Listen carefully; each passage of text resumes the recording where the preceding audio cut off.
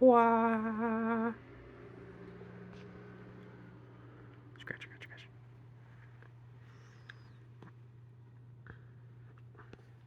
Wah.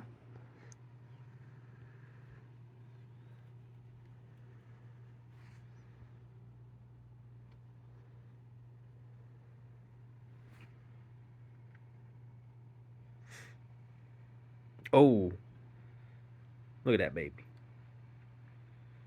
Wah. That is not going to work. I should not do that. That's stupid. I want to stand here. I feel like that works. I'm already in a good mood for this. So we're going to be rocking. Okay, right. I ate a big thing from Hole in the Wall, and that was tasty. And I like that. So, ba ba ba ba ba ba ba ba ba ba. I feel full. Oh, I ate too much. Oh, it feels so good though. Meow. Meow. This is the baby girl. She doesn't like being held up like this. Mm. Okay, okay. You see, she grips on like that, and that's how you know she's freaking out. Or she like she's looking for some security right now. Baby. All right. Meow. Big baby. Oh, I'm so full.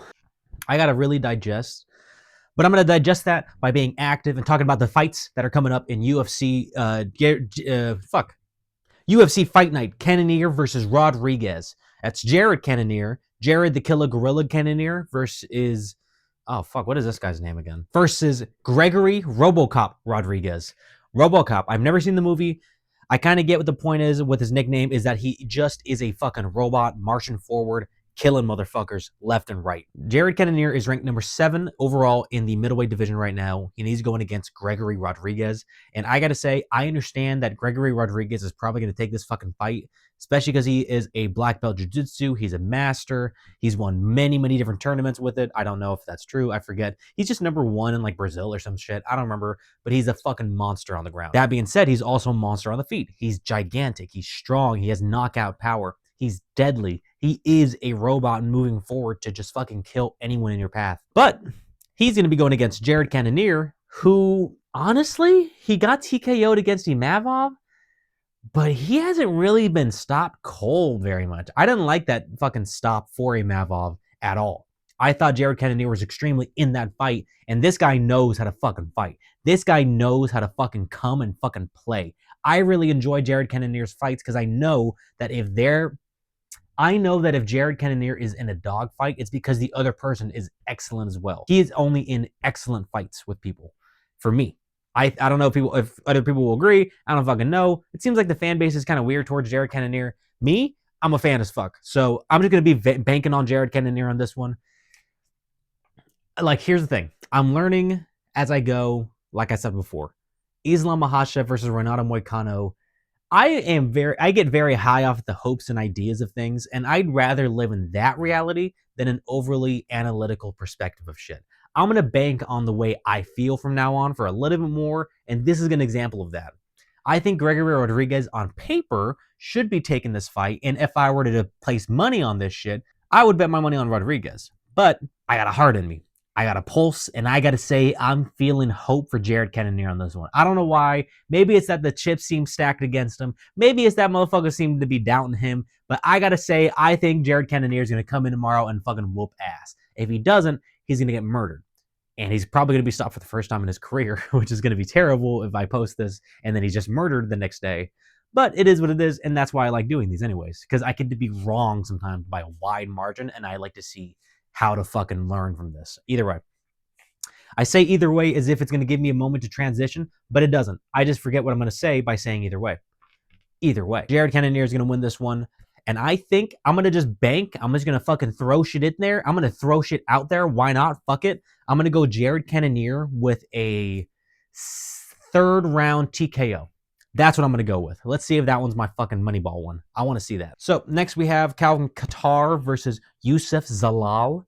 And this is about as far as I have gone with doing research on any of these guys. Either way, I really enjoy what I've seen from Zalal. Zalal has lost by decisions pretty much only. That's kind of crazy to me because he fought Topuria Woodson. The guys he lost to are pretty fucking high level. Again, that goes the same for Qatar, who's been fighting high level guys for a very long time now. But I think Yusuf Zalal fought high level guys early on in his career, and he learned a lot. He might be entering his prime soon. This is a great start for him to show he is a badass contender, which I think he is. He's been getting nothing but submissions for his last 3 fights, and that's fucking crazy. This guy is out here just submitting people first and second round like crazy. Calvin Qatar, on the other hand, has been losing his fights. In one in the decision that he thinks that he didn't really lose. Oh, another fucking loss by knockout. And then the third losing to Aljamain Sterling, which you can't really be too mad about that because it's Aljamain Sterling. Now, what you can be proud about that is that Aljamain Sterling wasn't able to submit or finish Qatar. So, you know who Qatar is, you know he's game, you know he's a quality fighter. I think Yusuf's time is now. This is not a moment where I'm very emotional towards either one of these guys. So I think Zalal just has the skills and he's going to be here to fucking put on a show. If this is an upset, I'm going to be fucking upset because that's just some bullshit. This should not be an upset. If this is an upset, I'm going to be upset because that's upsetting as fuck. I don't understand if that happens. If it does happen, great. Either way, I don't care. I'm learning to pause more before I move on. All right, guys. This is that time, honestly. Like, straight up. I ain't know none of these guys. I'm gonna fucking... This is it, because I'm gonna be lightning speed right now. All right. I got Edmund Shabazian versus Dylan Budka. Now, the odds are in Edmund's favor, not in Budka's favor. I'm gonna go with Budka. That's my pick. Budka's gonna win. I want to see a little bit. I want to see a little bit of information because honestly, I really want to see it. Oh, they both lost their last fight. Ooh, Edmund is a little bit taller and about the same in reach. Edmund has a little bit more of a leg reach. Ooh, but Edmund does have a KO advantage. All right, I'm gonna go with. I'm gonna just go with Edmund. You know, I like seeing the advantage he has in the KO factor. He seems like he overall has a bit more. I don't know. I mean, I'm not gonna bullshit and waste your time. I'm just choosing Edmund because I want to. I'm gonna go with decision. Boom. There it is. Done. Unanimous decision. Now, Ismail Bonfim versus Nazim Sedikov. Ooh, man. Ismail has a real good record. I really like 20-4.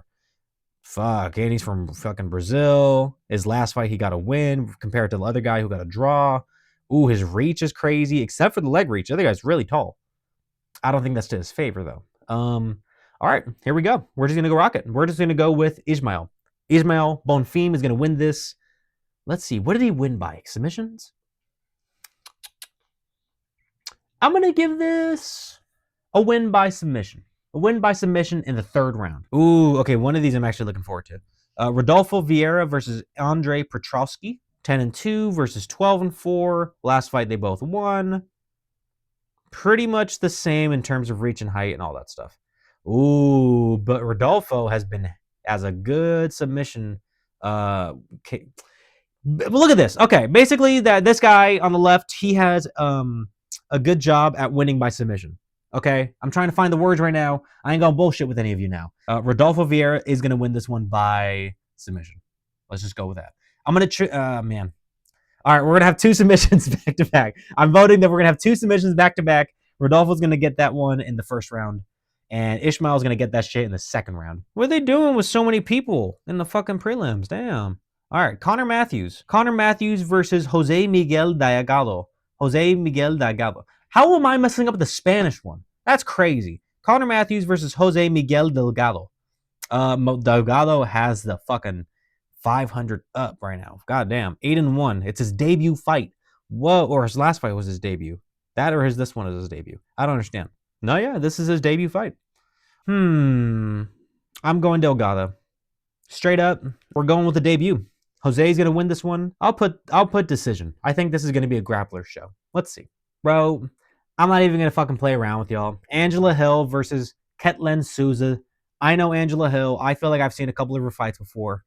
I ain't gonna fucking turn around and say I wasn't impressed and fucking that. I'm looking at this motherfucker. No. Angela Hill's gonna win this fight. Oh, it's a pick me too, with the other person getting a little bit of an edge on it. Decision. Split decision to Angela Hill. That's what I'm gonna go with. Rafael Esteban versus Jesus Aguilar. Mexico versus Brazil. 12-0 versus 11-2. I'm going to just not even think about it past that. Rafael Esteban, I'm not going to put out what he's going to win by, but I'm going to just go with this guy. Let's just see what he won by last time. Yeah, he wins by a variety of shit. Let's go with Rafael by... they're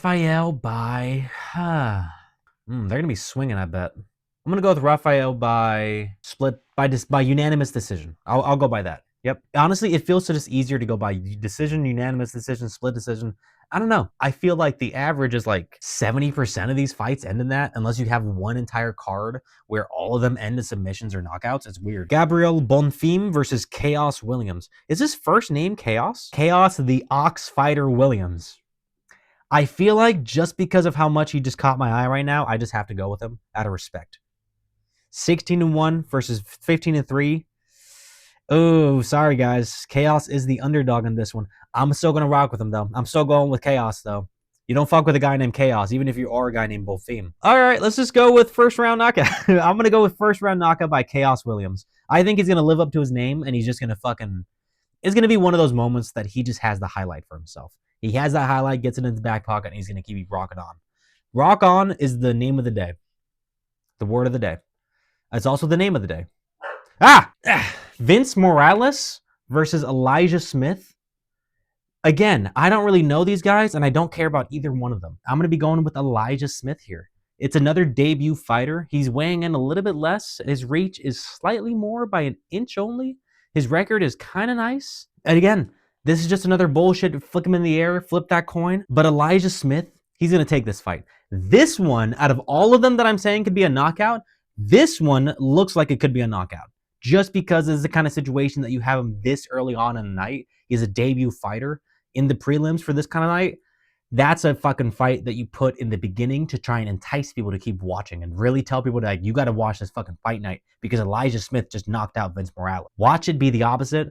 I don't give a fuck. Whatever. Vince Morales is going to get knocked out. And that's all I got to say because I be fucking stumbling. I'm trying to get through this shit. Moving on. Anyways, Dontail versus Walker. He's got poker card decal. Like, what? Either how. 12-1 versus 11-7. Ooh, man. Dontail has the reach for sure. That's a pretty nice advantage. I think Walter is going to be coming off of a little bit of a high off of his last fight. Let's see. I don't know. You know what? I am going to go with the guy I know. I'm going to go with the guy I know, Walter Walker. He is Johnny Walker's brother, and he won his last fight against the Taffas. Taffa just lost last weekend. That's a tough thing to say. That's a tough thing to combine in your words, in your mouth, to come out fast, you know? But he's just kind of nice. He's a little bit nice. I like seeing what I saw. I think he's going to be able to put on another performance against Dontail. Again, I don't know Dontail, but 12-1 versus 11-7 record. I'm just going to go with him. I know him. Fuck it. Let's just go Walter.